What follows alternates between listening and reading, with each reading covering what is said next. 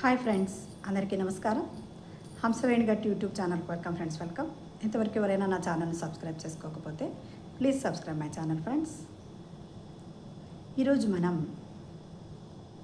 మనం ఇతరులకు ఏమిస్తే అదే తిరిగి వస్తుంది. కర్మ ఎప్పటికీ వదిలిపెట్టదు. అవునా ఫ్రెండ్స్? మరి కర్మ తన పని తాను చేసుకుంటూ వెళుతుంది అనే దాని గురించి ఒక చిన్న స్టోరీ తెలుసుకుందాం. మరి మనం ఏం చేస్తూ ఉన్నా మనల్ని ఆ భగవంతుడు గమనిస్తూ ఉన్నాడు. భగవంతుడికి మరి ఒక పేరు శివుడని, రాముడని, కృష్ణుడని, మరి అల్లా అని, జీసస్ అని, అలాగే కొంతమంది యూనివర్స్, అంటే ఏదో ఒక ఎనర్జీ మనల్ని కాపాడుతూ ఉంది కదా. ఆ ఎనర్జీని కొంతమంది యూనివర్స్ అని కూడా అనుకుంటూ ఉన్నారు. మరి యూనివర్స్ మనల్ని ఎప్పుడూ గమనిస్తూ ఉంటుంది. మనం ఏం చేసినా, అంటే ఇప్పుడు చూడండి, నేను మాట్లాడుతూ ఉన్నాను, అది మీరు చూస్తూ ఉన్నారు, ఇంకెవరు చూడటం లేదు. ఇక్కడ నేను వీడియో తీసి పంపిస్తున్నాను, నా చుట్టూ ఎవరు లేరు.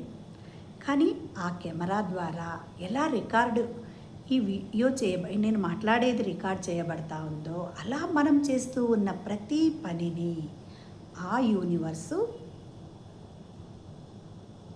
మరి మనల్ని గమనిస్తూ ఉంటుంది అనే దాని గురించి తెలుసుకుందాం. ఒక చిన్న కథ. ఒక పల్లెటూరులో, అంటే దీన్ని మనకు అర్థం అవ్వడానికి ఒక ఎగ్జాంపుల్ ఈ స్టోరీ ద్వారా మనం తెలుసుకుందాం. ఒక పల్లెటూరులో గోపాలుడు అని ఒక అతను ఉంటాడనమాట. అతనికి కిరాణా షాప్ ఉంటుంది. అతను అందరినీ ఎంతో ప్రేమపూర్వకంగా మాట్లాడిస్తూ ఉంటాడనమాట. ప్రేమగా మాట్లాడిస్తూ ఉంటాడు. ఆ ఊర్లో ప్రతి ఒక్కరూ అతని షాప్లోనే కొనుక్కోండి. అతను హానెస్టీ నిజాయితీ కలవాడు. అతని షాపులోనే పిల్లలకు ఏదైనా తెమ్మని చెప్పేటప్పుడు ఆ గోపాలుని షాప్లోనే తీసుకొని రండి అని కూడా పిల్లలకు చెబుతూ ఉంటారన్నమాట. అలా చెబుతూ ఉంటే ఒకరోజు ఆ ఊరి చివరలో మరొకతను ఉంటాడనమాట. అతను పేరు రాము. అతను ఎంతో నిజాయితీ పరుడుగా హంబుల్ మ్యాన్ అన్నమాట. అతనికి కొంత చిన్న పొలం ఉంటుంది, 2 గేదెలు ఉంటాయి. దాని ద్వారా వచ్చిన ఆ పాలు, పెరుగుతో వ్యాపారం చేస్తూ ఉంటాడు. అతని భార్య చక్కగా మంచి బటర్ని తీస్తూ ఉంటుంది ఆ పెరుగు ద్వారా. అంటే ఆ ఊర్లోనే ఆమెకు చాలా మంచి పేరుంటుంది. ఎంతో చక్కని కల్తీ లేని వెన్నను అమ్ముతుంది రాము భార్య అని. అంత చక్కగా మంచి పేరు ఉంటుందన్నమాట. అలా కొన్ని రోజులు, అంటే ఇతను ఏం చేస్తూ ఉన్నాడు, ఆ వెన్నను తీసుకొని వెళ్ళి ఈ గోపాలుడు అన్నాడు కదా, ఆ గోపాలుని షాప్లో ప్రతిరోజు 1 కేజీ వెన్నను అతనికి గోపాలునికి ఇస్తూ ఉంటే, గోపాలుడు చక్కగా ఇతనికి 1 కేజీ గోధుమలు ఇస్తూ ఉండేవాడు అనమాట దానికి బదులుగా. ఇలా 5 సంవత్సరాలు దాటిపోయింది. అలాగే ఈ గోపాలుడు కూడా వాళ్ళ తరతరాలుగా, వాళ్ళ తాతల నుంచి ఆ కిరాణా షాప్ అలాగే నడుస్తూ ఉందన్నమాట. ఒకరోజు ఈ గోపాలునికి మీ రాముడు చాలా హ్యాపీగా ఉన్నాడు, అతనికి ఎందుకో అనుమానం వస్తుందన్నమాట. ఆ వెన్నని తూకం చేస్తే అది 900 గ్రాములు మాత్రమే ఉంటుంది. 900 గ్రాములు మాత్రమే ఉంది, దొంగ అని గట్టిగా అరుస్తాడు. మోసగించాడు నన్ను ఇన్ని సంవత్సరాలుగా అని అతన్ని పంచాయతీ ముందు నిలబెట్టాలి అని అందరికీ చెప్తూ వస్తాడనమాట. పంచాయతీ ముందు నిలబడతారు. సర్పంచ్ అడుగుతాడు, ఏం రాము, నువ్వు అతనికి 900 గ్రాములే వెన్న ఇస్తున్నావా అంటే, అతను అంటాడు, నేను బీదవాడిని, నాకు ఎటువంటి తక్కడా లేదు, నేను అతని ఇచ్చిన గోధుమలకు బదులుగా నేను వెన్నని ఇస్తూ ఉంటాను అని అంటాడు. అప్పుడు వెంటనే, అంటే చూడండి, ఇక్కడ గోపాలుడు ఏం చేశాడు, ప్రతిరోజు ఇతను తీసుకున్న 1 కేజీ వెన్నకు 1 కేజీ గోధుమలు ఇస్తూ వచ్చాడు కదా. అంటే గోధుమలు ఎంత ఉన్నాయి, 900 గ్రాములే ఉన్నాయి. అప్పుడు అందరికీ తెలిసిపోతుంది, అంటే ఇతను ఎంత మోసగాడు అని. ఆ తక్కడికి ఏదో చేసి ప్రతి ఒక్కరికి అలాగే తూకం చేస్తూ ఉంటాడనమాట. 900 గ్రామ్ అయిన వెంటనే కేజీ అని చూపిస్తూ ఉంటుంది ఆ తూకం.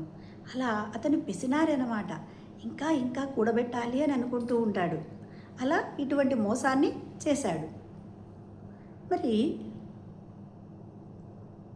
మరి ఏమవుతుందంటే ఇలా ఆలోచిస్తూ ఉంటాడనమాట. అంటే అప్పుడు సర్పంచు ఇతనికి తీర్పిస్తాడు గోపాలునికి. నువ్వేం చేయాలి, నీవు 5 సంవత్సరాలుగా తక్కువ ఇచ్చిన గోధుమలు ఇవ్వాలి, నువ్వు ఊరి నుంచి వెళ్ళిపోవాలి అంటే అతని ఊరి నుంచి వెలివేస్తారన్నమాట. అంటే చూడండి, మనము ఈ స్టోరీలో ఒక ట్విస్ట్ ఉంది. ఏమది? మనం ఇక్కడ ఒక పాఠం కూడా, ఒక లెసన్ కూడా నేర్చుకున్నాం. అంటే ఎవరైతే మోసం చెయ్యాలి అని అంటే అందరినీ మోసం చేస్తూ వచ్చాడు, ఒకరోజు తనే మోసగింపబడ్డాడు.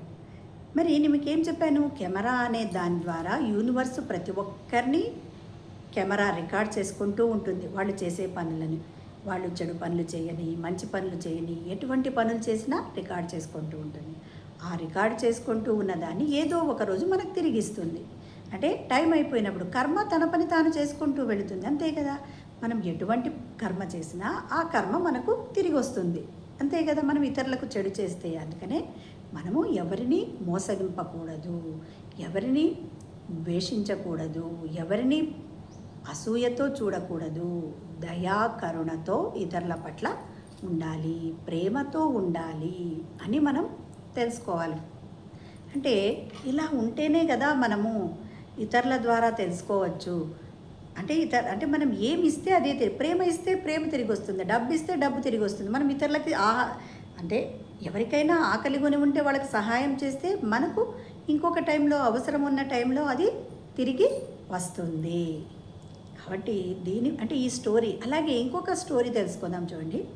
మరి చక్కగా ద్రౌపది వస్త్రాపహరణం జరుగుతూ ఉంటుంది. అప్పుడు కృష్ణుడు ద్రౌపదిని కాపాడతాడు కదా, ఆమెకు వస్త్రాన్ని ఇచ్చి, ఆమె తర్వాత కృష్ణునికి కృతజ్ఞతలు చేసుకుంటే అప్పుడు ద్రౌపది నీకు గుర్తు లేదా అని అంటాడనమాట. అప్పుడు ఆమె గుర్తు చేసుకుంటుంది. ఆమె రాణి కదా, ఆమె ఎంతోమందికి బట్టలు ఇచ్చిండొచ్చు. కానీ తన బాల్యంలో ఆడుకుంటూ ఉన్న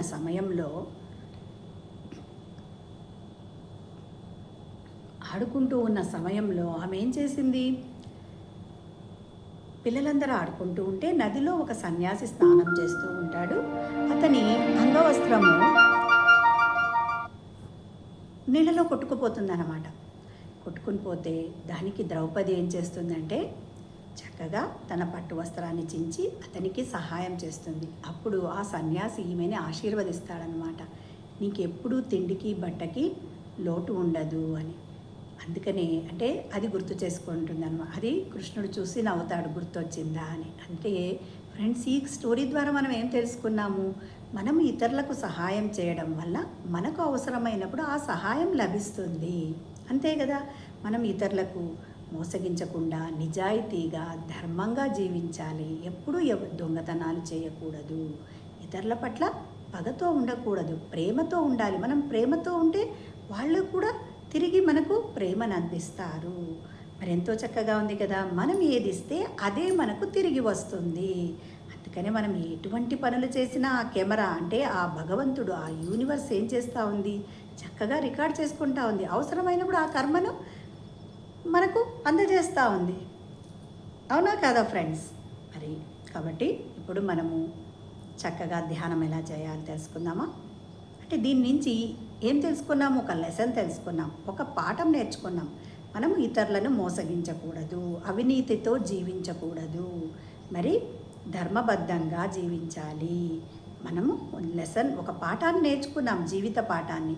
జీవితం ఎప్పుడూ నేర్పుతూనే ఉంటుంది. తప్పు చేసిన వానికి తప్పు, రైట్ చేసిన వానికి రైట్. అంటే అది ఒక జీవితం అనే పాఠం, ఒక లెసన్, అది మనకు ఒక ఎక్స్పీరియన్స్. మనం ఒక తప్పు చేయడం వల్ల ఇంకొకసారి ఎటువంటి తప్పులు చేయము అనేది మనం దీని ద్వారా తెలుసుకోవాలి. మరి చక్కగా ఇప్పుడు ధ్యానం చేయడం ఎలా? మరి సుఖస్థిరాసనంలో కూర్చోండి ఫ్రెండ్స్. మరి పైన కూర్చున్న వాళ్ళైతే కాళ్ళు 2 క్రాస్ చేసుకోండి, వేళలో వేళ్ళు పెట్టుకోండి, కళ్ళు 2 సుతారంగా మూసుకోండి. మన సహజమైన శ్వాసను గమనించడమే ధ్యానం ఫ్రెండ్స్. మరి అలా శ్వాసను గమనిస్తూ ఉంటే మనకు చక్కగా ఆలోచనారహిత స్థితి ఏర్పడుతుంది. ఆలోచనారహిత స్థితినే మరి ధ్యాన స్థితి అని, ఆత్మస్థితి అని అంటారు ఫ్రెండ్స్. Thank you. మరి ఇటువంటి కంటెంట్ మీకు నచ్చినట్లయితే తప్పకుండా మరి లైక్ చేయండి, షేర్ చేయండి friends. Thank you so much. Thank you.